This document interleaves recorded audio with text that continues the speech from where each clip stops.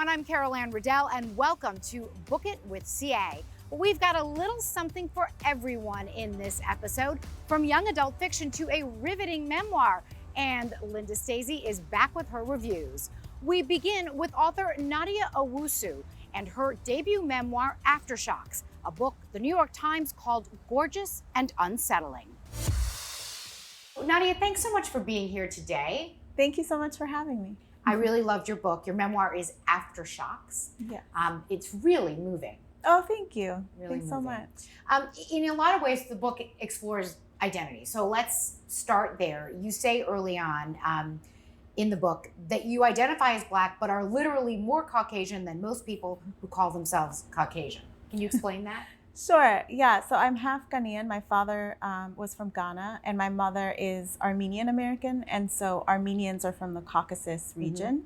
And so that's sort of where the word Caucasian is drawn from. Yeah. Yeah. And as you say also in the book, I mean, you had such a different kind of childhood because your father worked for the United Nations, which meant that you were kind of all over the place. So culturally, you identified with a lot of different places. Oh, yeah, definitely. My dad worked for the World Food Program, which is a UN agency, and it's headquartered in Rome. So growing up, we would typically spend a few years in Rome, and then he would get sent to the field. And so usually in his case, that was somewhere in Africa. So I grew up kind of moving back and forth between Europe and largely East Africa. So much of the book is about your relationships with your parents. So I'd love to talk about that. You adored your father. What are the words that you would use to describe him? He was a sort of joyful person. He was very funny. He was really smart and charismatic. He was small of stature, but very big in personality. I think that's how most people would remember him. And your mother was largely absent from your life. Is that right? Yeah. My mom left when I was 2, and my sister was just a baby. So we were largely raised by our dad. And, once in a while, she would kind of show up for a visit, or we would go and spend a few weeks with her. She lived in the United States, so we would go and spend a few weeks with her, sometimes in the summer. It had to be confusing. It was. I mean, I think especially as a very young child, that was very rare. I mean, I did have some friends whose parents were divorced, but usually the mother had custody or they split time. And so I think it was unusual to have a single parent who was a father. And I think my dad didn't talk about my mom that much. So I think as a child too, I wasn't really sure about the meaning of her absence. So Nadia, your dad died when you were 13, just about to turn 14, which I know had to be overwhelming in terms of grief. How would you describe the impact on you in those years that followed? I mean, at the time it was really devastating. I mean, it's still devastating. I think it's one of those griefs, that I'll carry my whole life. Of course. But he was sort of my world. My whole world and my whole life was shaped around him. And I think because my mother had left when I was so young, and I never really got to grieve that because I didn't fully understand her absence either. So then the loss of him was I think even more profound at that point. And I was living then in Rome. We were living in Rome at the time, and I was living with my stepmother, with whom I had sort of a shaky relationship, sort of a roller coaster relationship. And I still didn't have much of a connection to my mother. And I think at the time, I wasn't sure what was going to happen to my sister and I. Of course, we were very lucky in that we did have loving family members. My aunts would have all taken us in. There was never any threat of us not having anywhere to go. But it was still a very uncertain time. And I sort of lost that anchor in my life, and sort of felt like uncertainty became so much a big part of my life and how I understood my place in the world. So as an adult, your stepmother visits you in New York, because by this time you've moved to New York, and she tells you that in fact your father did not die of cancer. Can you tell us what happened there and the fallout of that situation? Sure. Yeah. So my stepmother came to visit me when I was living in New York. And we went out to dinner, and we still had a very sort of tumultuous relationship. And we got into a very, one of those arguments that is about nothing and everything at the same time. Right. But in this case, what she said sort of shifted the earth under my feet again, because she told me that my father did not die of cancer as I had always believed, but that he had died of AIDS. And I still don't know the truth of that sort of either secret or lie. And I decided that it ultimately doesn't matter. I do know that he did have cancer because I was there for his treatment, and it's written on his death certificate. But I later kind of did some research and found out that actually there are some cancers that are very common in people who are HIV positive. And so it is possible. But you know, we sort of never spoke about it again. But I think that sort of what she said to me just caused me to question so many stories that I had told myself. And for whatever reason, it also, the grief that I had kind of been staving off for a long time kind of fell on my shoulders full force in that moment. I felt sad that if it were true that he wouldn't have told me or wouldn't have told anyone, that he, you know, the idea that he might have been carrying a secret like that was really sad to me. I felt like maybe I didn't know him as much as I thought I did, which was really devastating. I also felt like there was sort of shameful innuendo in the way that she had revealed that. And so I was very angry at her for saying that as well, and in the way that she did. And then I felt ashamed myself of the impact that it had on me, because why should death from HIV and AIDS be in any way worse than death from cancer? So it also revealed sort of ugly biases in myself that I really had to wrestle with. And so all of that was it was a very complicated time, and I was very confused and very sad, and kind of retreated into my room for 7 days and tried to sort of make sense and meaning of my life. Which you call in the book the blue chair period. Yeah. It was a devastating time, but it also was a time that profoundly changed me, I think, for the better. Because I think you can only run from grief for so long, and it does catch up with you. And you know, it was a reckoning for me. Some might call it a breakdown, and I'm actually comfortable with calling it that, but it also was something more hopeful than that, because I was also trying to find new ways of being in the world. You dedicate the book to your father, but also to mad Black women everywhere. And you revisit that toward the end of the book, referring to yourself as among those women. What were you saying in that? Yeah, I mean, I think there's still so much stigma in so many communities about mental illness, which I think is one of the reasons why for so long I sort of insisted on being extremely high functioning and not sort of engaging with this really heavy grief that I was carrying. I suffered from anxiety and panic attacks, and I sort of hid that from most of the people in my life. And I think that that's true in many cultures, but I think, you know, there are so many stereotypes attached to Black womanhood that I think in particular Black women are supposed to be strong, we're not supposed to fall apart. And so I think that's why it was really important to me to speak directly into that. You have said that you wrote as a way to process trauma. Would you say that there's a happy ending? Yeah, I think so. You know, I think that the writing doesn't change you so much as what you learn in the writing changes you if you carry that into how you engage with others and how you treat yourself in your life. And so I think the biggest thing for me through the writing has been sort of finding new processes and ways of being in the world that have enabled me to live differently and to find more joy and happiness and stability in my own life. And you have reestablished a relationship with your mom as an adult, right? I have, yeah. Is that a gift for you now? It is, yeah. It took a long time to get there, and actually the writing was part of that journey to finding my way, writing toward love, writing toward forgiveness, writing toward connection, and eventually I was able to then move that into reality. So you are also an urban planner, is that right? So how do you feel about those two sides of your life? You're an urban planner and you're also an author. Do they kind of go together in a way?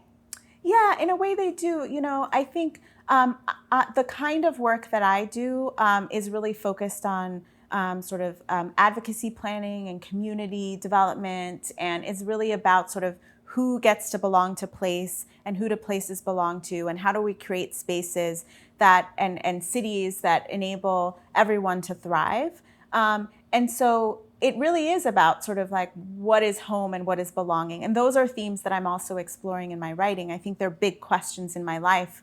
And so I'm really wrestling with them in different ways, whether it's through kind of the policy work that I do or through my writing. And you have a connection to City University because of that, is that right? I do, yeah. I went to the Hunter College Urban Planning and Policy Master's program. What do you hope people take away from Aftershocks?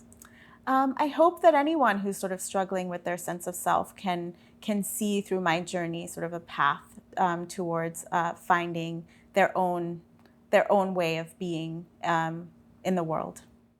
Thank you so much for all this time. I really enjoyed the book. Thank you. Thank you. I appreciate it.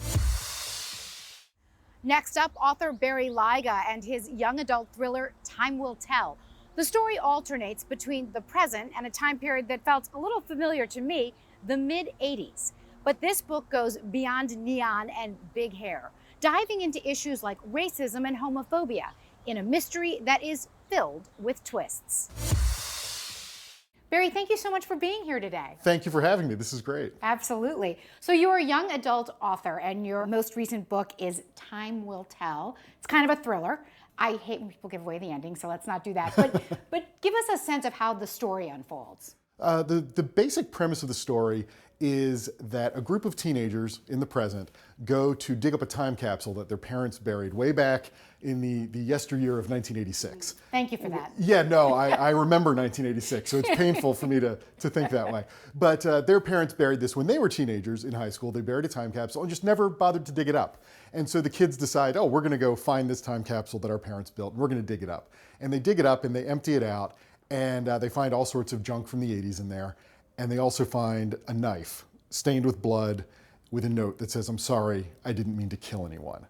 And as you can imagine, this disturbs them, and they begin to wonder, what did our parents do? Why, when, how? What exactly happened back in 1986? And their parents are not terribly forthcoming about what happened. In some cases, maybe they just don't remember. It's been a long time. In some cases, maybe they're hiding something. And so these kids begin to investigate and try to figure out what's going on, what did our parents do? And at the same time, the book flashes back to 1986. We visit with the parents when they were teenagers in 1986, my age, and see the events that led up to that knife being used and put into the time capsule. So I thought that was very interesting, the way that you went back and forth between the 80s and the present day. And as you said, I found it familiar. It's painful, isn't it? In some moments I felt like a relic, but we're not going to go there. In any case, I thought that was a really interesting vehicle. What made you decide to do that as opposed to just tell the story from the teenager's point of view? You know, part of it honestly was laziness. I thought, oh, I won't have to do any research. I remember 1986. Right, there you go. That'll be fun. That'll be cool.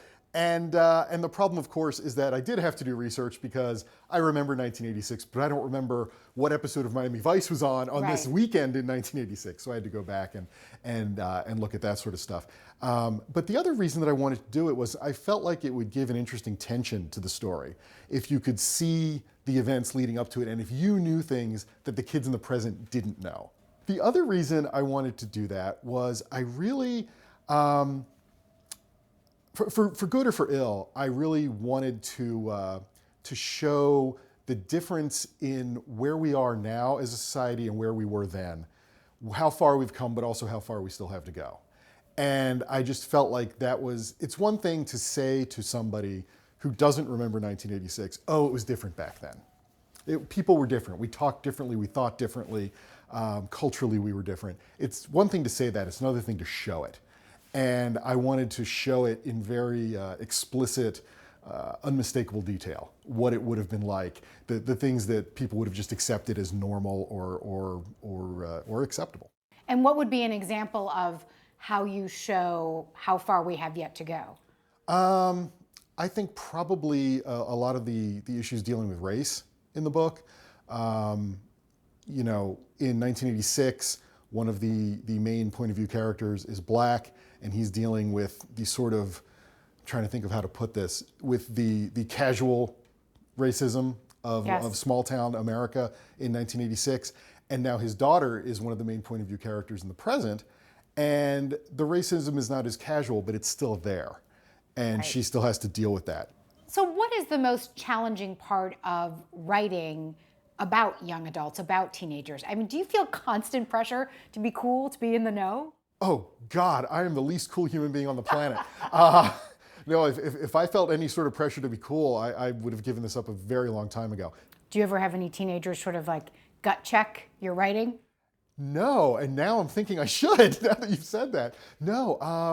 It's in no way a criticism. I was just curious, like, no, but now I'm wondering know, if I should do that. Is there a ring true thing? Because my Right. kids often will say to me, like, no one says that No anymore. one says that anymore, Mom. Yeah. No, I feel like for whatever reason, if I have one superpower, it is that I'm really good at just, my brain turns on and lights up when there's teen stuff going on around me, whether it's on TV or around me in a store or whatever, and I just absorb that stuff. And I feel pretty good about it. Good. I remember I wrote a book years ago called Goth Girl Rising, which was the first time I wrote a book from the point of view of a girl. And everybody around me said, don't do it, man. You write boys really well, don't write girls. And I did it anyway, and I wrote it, and I got an email, I remember, from a girl who said, I don't understand this. It's like you can read my mind. It's like you've been eavesdropping on me and my friends. How can you do that? You're a man and you're so old. And, and I was like, it's like you can't get angry. Everything she said is true. I'm a man and I'm old. But that made me feel pretty good about my ability to sort of lock into different personas and different people. Back to the teenagers, Barry. A lot of people kind of roll their eyes when they talk about teenagers because they can be difficult, having gone through a few myself. What makes you you seem to really like that age. What makes you like that age so much? I think there are a few things. First of all, my kids aren't teenagers yet, so that probably helps. I imagine once my kids become teenagers, my career will end because I'll just be fed up at that point. Or it's going to just explode. Or I'll have a big second act. I think part of it is the sense that they are mature enough to know what they want, but young enough to change their minds. There's nothing better than hearing from a 14-year-old or a 15-year-old who says, I read your book and it changed my life. Yeah. Because rarely, we adults, we're set. We're in concrete, we're done. But a teenager can read a book and it changes the entire trajectory of their life. And that's amazing. And there is a vulnerability to those teenage years. Yeah. And I think that is really interesting. And I also think that one other thing that is sort of attractive about writing about teenagers is, again, we've all had that experience. Whereas once we become adults, we split off. We have very different experiences. Some of us backpack through Europe. Some of us move back into our parents' basements. And so there's not that commonality of experience anymore. But 90% of the people who pick up a book went to high school, Yes. lived through those years, understand those years. And so it's a common base element that you can build off of. So that's a pretty robust answer to why teenagers. Get me started, I'll never shut up.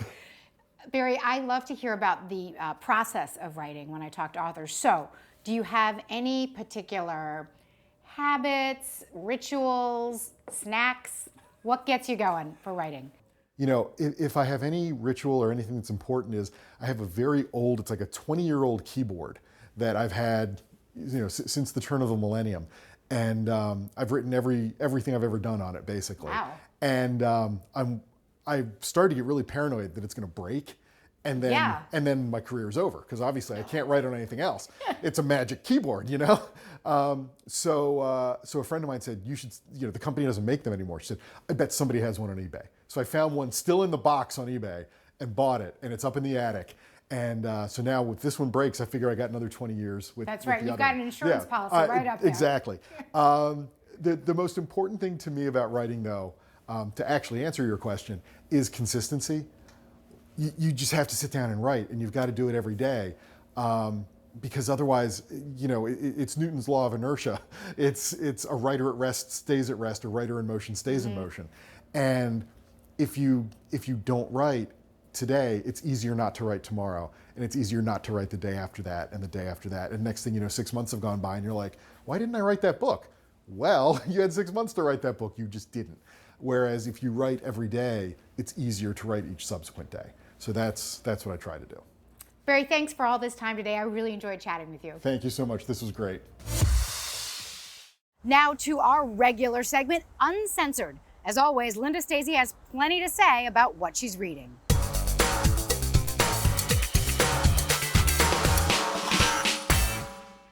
Can somebody answer me something? What in the hell planet am I on when a tedious, boring book like Sea of Tranquility gets glowingly reviewed all over the place? As a writer myself whose books are on audio, I like to read books, and I also like to listen to the audio version just to see how an actor interprets the words. Unfortunately, I played the audio version of this book by Emily St. John Mandel in the car when my husband was driving. Bad decision. After about a half hour, that would be the husband, threatened to throw himself out of a moving vehicle if I didn't turn it off. So for those of you lucky enough to have not plunked down the dough to buy this book in any format, it's about time travel on the moon, or something. I'm still not sure. Maybe St. John Mandel wrote it during lockdown and couldn't think of anything new, so she wrote about an author's book tour from outer space. Seriously? Book tours are excruciatingly boring in this space-time continuum, and apparently book tours from the future will be just as boring. Worse, the endless outer space author's book tour takes place on Earth, even though she lives on the moon. Don't even ask. Sea of Tranquility moves back and forth between several time periods and ends up with all of the boring characters from various time periods in the same place and time, which is sometime in the future. Thank God it's so far in the future we don't have to worry about it.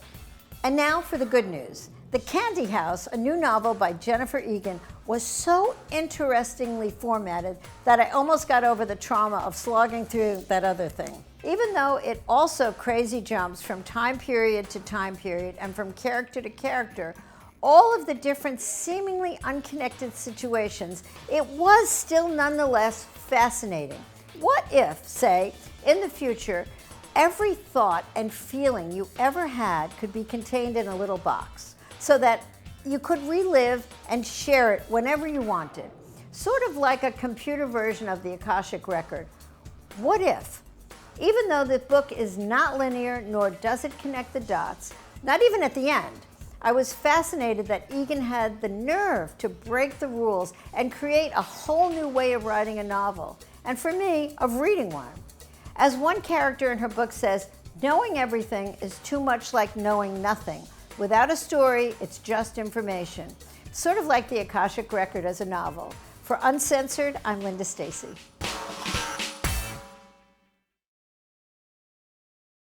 Cheers, friend. Cheers. You know, I love it when you come over. I love it too. You really got very salty about Sea of Tranquility. Did not like it. No, there's nothing to like. It's so self-indulgent, so pretentious, so incredibly boring that I have to figure out what I earn per hour so that I charge her back for the time she took of my life. You know what, Linda, that don't I read this sugarcoat book. it. I want to know how you really I'm trying feel. to be nice.